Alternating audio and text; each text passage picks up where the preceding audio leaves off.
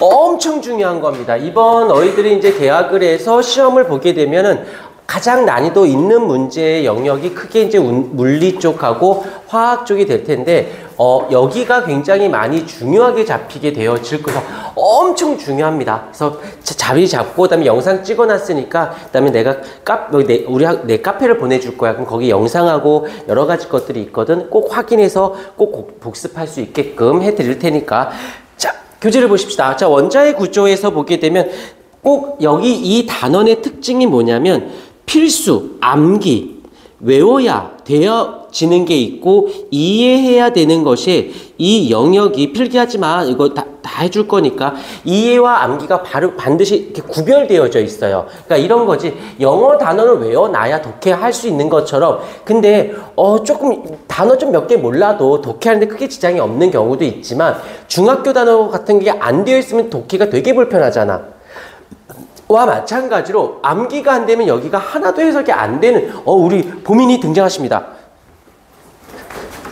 권보민님 등장하십니다. 오씨 키가 나만 하네. 우리 보민이를 위해 준비했어요. 너도 에휴 이거 별거라고. 자 밑줄 은수. 자 밑줄 전자에다가 동그라미 쳐주시고요. 그 다음 밑줄을 그어주실 거예요. 밑줄 마이너스 전기를 띠는 마이너스 다 쓰지 마. 전자 마이너스 여기까지만. 양성자 플러스 중성자 없는 여기 키워드만 체크하십시다. 그래서 원자는 크게 근데 여기서 이제 살짝 넘기지 마시고요. 누구도 묶어 들어갈 거냐면 얘를 묶어주세요. 묶어서 얘를 뭐라고 읽으냐면 원자핵이라고 부릅니다. 주세요. 오케이, 땡큐. 원자핵이라고 한다는 거. 오늘 진도 다 못 나갈 수도 있어요. 오늘 그냥 다 나가면 다 나갈 수 있는데 일단 너무 빨리 나가지 않고 살짝 끊었다 갈게. 그래서 다음 시간까지 다시 하고 월요일 날에는 무조건 다 올 수 있죠. 특별한 일 아니면. 27일. 어른이 말을 하면 댓글을 해야 되지. 이렇게 쳐다보고 있으면 나보고 어쩌라는 거야. 한국말로 하세요. 영어로 말하려고 그랬구나. THINK라고 말을 해줘야지. 풀이는 좀 나중에 좀 다시 해줄 거니까. 자, 그 다음 됐고. 그 다음에, 그냥 편하게 들어. 필기하려고 목숨 걸지 마. 그냥 내가 하라고 하는 것만 해주시면 돼요. 원자, 동그라미, 전자수, 밑줄, 양성자수, 그 다음 동그라미, 동일. 키워드만 체크합니다. 원자, 자, 문장으로 외우지 마시고요. 단어로 외워주세요. 원자, 양성자수, 전자수, 같아. 요렇게 옆에다가 이렇게 쓰면 되겠죠? 이렇게 슉 등호. 그래서 얘를 다른 말로도 뭐라고 하냐면 원자는 전기적으로 중성이라는 말을 쓰게 됩니다. 왜? 전자는 전기적으로 마이너스 전하의 성질을 띠고 있고요. 양성자는 전기적으로 플러스 전하의 성질을 띠고 있거든. 그런데 그들의 개수와 그의 개수가 같기 때문에 전기적으로 중성. 듣기만 하세요. 전자는 마이너스인데 1.6 곱하기 10의 마이너스 19쿨롱이고요. 양성자는 플러스 한 개의 전하량이 플러스 1.6 곱하기 10의 마이너스 19쿨롱이에요. 뭔지 몰라도 돼. 전하량이 개당 전하량의 값은 같아. 근데 얘는 마이너스로 가고 얘 마이너스고 얘는 플러스인 거예요. 그러니까 굳이 전하량을 알 필요가 없어. 개수만 알면 되니까. 근데 만약에 양성자가 많아. 그럼 플러스 전하를 띠고 있는 거고 전자가 더 많아. 그럼 마이너스 전하를 띠고 있는 거지. 오케이, 무슨 말인지 이해가 되니? 외우지 마시고 그렇군. 근데 여기는 꼭 외워주셔야 돼요. 그 다음에 여기서 보기에는 원자 번호라는 말이 나옵니다. 원자 번호를 우린 양성자의 개수를 원자 번호로 잡는데 듣기만 해. 양성자의 개수가 그 원자를 결정하는 굉장히 중요한 지표야. 그러니까 얘가 뭐 알겠지만 주기율표상에서 뭐 리튬, 나트륨, 칼륨, 루비디움 막 되게 여러 종류가 있잖니. 걔네가 왜 원자들이 다르냐면 양성자의 개수가 달라서야. 그러니까 양성자가 11개 갖고 있어. 11개 있어? 이제 너는 나트륨이라고 할래. 얘가 양성자가 8개를 갖고 있어. 너는 8개 갖고 있어? 너는 산소라고 해줄게. 이해가 됐습니까? 이 개수가 그 원소를 결정해. 그래서 자, 은수야, 너 작년에 학교 다닐 때 몇 번이었어? 17번이었지. 왜 17번이었어? 이름수를 했을 때 17번째 있었던 거야. 번째. 그래서 너는 17번. 얘가 몇 개를 갖고 있으니까 이제 너는 그거의 고유번호가 된 거예요. 그 나트륨이 양성자가 11개 있어? 넌 11번이야. 라고 한 거지. 이해가 되었습니까? 오케이. 그런데 여기서 끝나면 안 되죠. 근데 여기서 요 아이를 살짝 슝 해서 요 아이가 여기로 내려와 볼까요? 근데 그러니 여기다 하나 더 써주면 되겠다. 전자, 수라고 해주는 것까지 하나 더 가주시면 깔끔하겠죠. 양성자의 개수와 전자의 개수가 같은 게 원자인데 그 양성자의 개수를 원자 번호로 했어. 자, 여기서 이제 문제상에서 어떻게 냈냐면 문제에서 원자 번호가 몇 번이라고 써져 있어. 그걸 알려줘요. 문제상에서. 그러면 너희들은 원자 번호가 11번이네. 한번 좀 숫자 바꿀까? 원자 번호가 17번이네. 그러면 양성자가 17개가 있는 거고 전자가 17개가 있구나 라고 떠올리면 보기, 기억, 니은, 디귿 중에서 하나는 그 단어가 들어있을 거예요. 그럼 오지선다가 아니라 삼지선다로 바뀔 거고 그러면 더 정답으로 갈 수 있는 확률이 높아지는 거예요. 왜 5개 중에 하나냐? 3개 중에 하나니까. 이해가 되었습니까? 그래서 얘 같은 경우는 빨리 습득해 주시고 기억해 놓는 게 좋아요. 그 다음에 가끔 이제 질량수 라는 말이 나오는데 양성자 수 더하기 중성자 수를 더해요. 그걸 우리는 질량수라고도 하기도 하고 얘를 등호로 원자량이라는 말을 쓰기도 합니다. 이게 뭐냐면은 이런 거야. 양성자의 개수 더하기 중성자의 개수를 합했을 때 얘가 수적 개념 몇 개 했을 때는 합쳤을 때 개수가 수적 개념으로 얘기하고 싶어? 그럼 질량수라고 얘기하고 얘를 합친 개수를 양적, 무게, 질량적 개념으로 얘기하고 싶어. 그럴 때 어휘를 원자량이라는 어휘로 바꾸는 거예요. 그래서 얘가 12야. 그러면 다시 할게. 12야. 그럼 질량수가 12야. 그러면 얘가 6개, 얘가 6개. 그걸 수적 개념으로 얘기하고 싶어? 질량수가 12예요 라고 하면 되고 그걸 양적 개념으로 얘기하고 싶어? 그러면 원자량이 12구나 라고만 한 번만 기억해 주시면 돼요. 근데 까먹어도 돼. 문제 풀 때 다시 정리해 줄 거니까. 그때 원자의 표시 요것도 한번 살짝 별표를 쳐주시고요. 그 다음에 얘를 이렇게 묶어서 우리는 뭐라고 얘가 원자핵이라고 하는 거. 우리 알겠지만 원소의 생성할 때 빅뱅 우주론에 따라서 원소의 생성할 때 배웠었던 거니까 원자핵. 그 다음에 여기다 살짝 중심이라는 말을 써주시고요. 여기 전자 그러면 주변이라는 말을 써주시면 좋을 듯 싶어요. 까지 됐어요. 그 다음에 여기서 보게 되면 어떤 원소가 있거든. 이 원소가 있었을 때 여기 슉 잘라.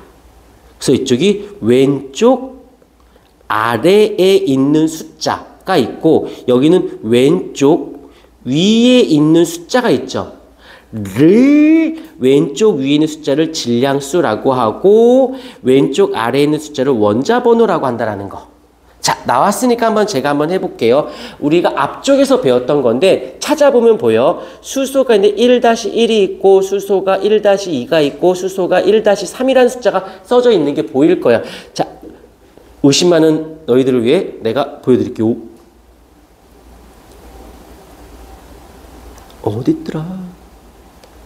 어디가 있었는데?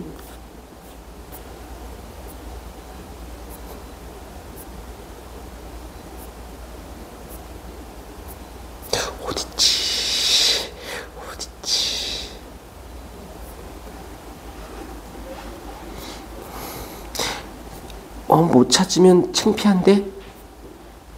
아씨, 맨 앞쪽에 있었는데.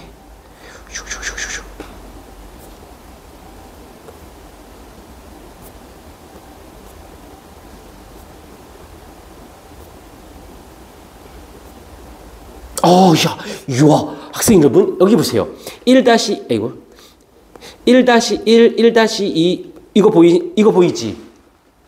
이게 뭐냐면, 자, 여기 가지고 해볼게. 여기 가지고, 여기서 보면 왼쪽 아래에 지워. 슉. 왼쪽 아래, 아이고야, 마음 급해. 왼쪽 아래에 있는 숫자를 우린 뭐라고 불렀다? 양성자의 개수라고 했었지. 이가 하나 있어요, 하나 있어요, 하나 있어요. 근데 여기서 이번에는 왼쪽 위에 있는 숫자를 뭐라고 불렀더라? 이것을 질량수라고 했던 거 기억나십니까? 좀 전에. 근데 얘가 1이고 2고 3이래요. 그렇다면 중성자의 개수는 어떻게 돼야 돼? 여기서는 0인 거지. 왜? 질량수는 양성자수 더하기 중성자수니까. 그러면 여기는 얼마 돼? 1 되고 2 되는 거. 인정, 오케이? 보민이 오케이? 오케이. 왜 질문? 질문 아니, 대가리 머리를 감아. 알겠지? 자, 어딨니? 요렇게 보시게 되면 굳이 이쪽에서 이그젬플을 들지 않아도 이해가 됐을 거라 생각이 듭니다. 그런데 나온 김에 조금 더 할게. 조금. 뭘 할 거냐면 요쪽에 이제 요쪽 어디냐면 오른쪽 아래에 어떤 숫자가 써져 있는 경우가 있고요. 오른쪽 위에 어떤 숫자가 써져 있는 경우를 보게 됩니다. 이게 무엇이냐면 요거를 갖고 올게. 예를 들면 누구냐면 NA 플러스 오른쪽 위에다 쓴 숫자야. 그 다음에 하나 더 해볼게. CAE 플러스 아니면 F 마이너스 그 다음에 OE 마이너스 라는 것처럼 요 숫자들 있지. 오른쪽 위에다 쓴 거야. 지금 오른쪽 위에다가. 이 말의 뜻은 무엇을 의미하냐면 이온의 종류, 양이온, 음이온, 그 다음에 이온 전하량을 쓰는 겁니다. 기호, 약속이야. 포지션. 오른쪽 위아래, 왼쪽 위아래 다 위치가 다 선정되어져 있어요. 그 다음에 여기에다가 볼게. 여기에다가 오른쪽 아래에 있는 이 숫자는 무엇이냐면 이런 거지. H2 아니면 H2O 아니면 H2SO4 이건 뭐냐면 바로 결합수예요. 결합수. 그래서 요거는 수소가 2개가 결합했구나. 수소 2개에 산소 하나가 결합했구나. 수소 2개에 황 하나에 산소 4개가 결합했구나 라는 뜻이에요. 그러다 보니 주의할 게 있습니다. 아마 너희들이 이제 고등학교를 올라가고 시험을 보게 되면 지금까지 고등학생들이 주관식이 20% 언저리였거든. 학교마다 약간 편차가 있는데 20% 정도가 주관식이나 로 나왔었는데 너희 때서부터는 주관식이 최소 50%예요. 절반이 주관식이라고 보시면 돼요.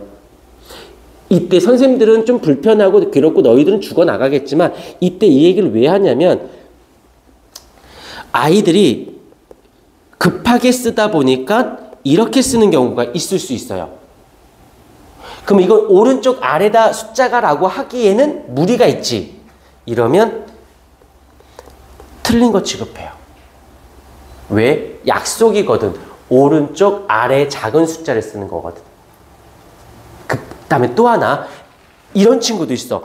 쓰다 보니까 H2SO4라고 쓰는 친구도 있어요. 맞을까 틀릴까? 틀려요. 뭐가 다른데? 이거 소문자고 대문자인데요? 라고 할 수도 있거든. 자, 하나 예를 들어 줄게요. CO가 있어요. 얘 이름을 뭐라고 하냐면 일산화탄소라고 읽어. 쓸게 한 번만. 일산화 근데 CO라고 있어요. 얘 코발트예요. 소문자, 대문자에 따라서 원소가 다릅니다. 그렇기 때문에 여기서 대문자, 소문자 구별 화학 선생님들은 이게 본능적으로 조건 반사가 돼서 정확히 다르다고 알고 있고 대문자, 소문자를 잘못 썼을 때 숫자의 위치가 바뀌었을 때 이건 왜? 중고등학교 때, 대학교 때부터 틀렸다라고 배우고 있거든. 왜요? 라는 말을 안 써. 당연히 틀린 거지. 자, 더 심하게 해볼게. 권보민이가 있어. 권씨가 있어요. 권. 이렇게 쓰지. 근데 급하게 쓰다 보니까, 깜빡하고 이렇게 쓸 수도 있는 거 아닐까? 뭐 굳이 그렇게 인간 빡빡하게 살아요? 이렇게 쓸 수도 있지. 이게 권이니? 이게 권이니? 기역, 우, 어, 니은은 다 있는 거 맞지? 근데 위치가 맞아 틀려? 위치가 틀리면 이거 권이라고 읽을 수 없지. 맞나요? 이거 잘못된 것처럼 얘도 위치가 달라지거나 대문자, 소문자가 달라지면 틀린 거 취급합니다. 걱정 안 해도 되는 게요. 1월 달에는 지금 1월 달에 나가는 진도가 어디냐면 1학기 중간고사 범위가 되고 2월 달에 배우는 애가 1학기 기말고사 범위가 될 거거든. 근데 2학기 지금 1월 달은 적응 기간이라고 보시면 돼요. 그 다음에 2월 달이 되면 1학기 기말고사를 진도를 나가면서 숙제로 1월 달 거 계속 줄 거야. 꾸준하게 줄 거니까 계속 두 개 개념 배우면서 문제 풀면서 숙제로 그 1학기 거지도 1월 달 것도 계속 푸셔야 돼요. 그때는 틈틈이 주간식이나 서술형도 줄 거예요. 왜냐면 너희는 서술형도 준비하셔야 돼요. 선택의 여지가 아니라 퍼센테이지가 주간식이나 서술형이 되게 많이 나오거든. 그러니까 그 연습이 되고 가면 1, 2월에 고생한 게 계약했을 때 다행이다라고 할 거라는 건데 그게 준비가 안 되고 가면 계약했을 때 데미지 되게 커. 개념도 아직 다 정립이 안 되는데 갑자기 객관식이 아닌 주관식 서술형을 해야 되니까 잊지 않도록 하시고 요거 좀 한번 봐주십사 부탁을 드릴게요.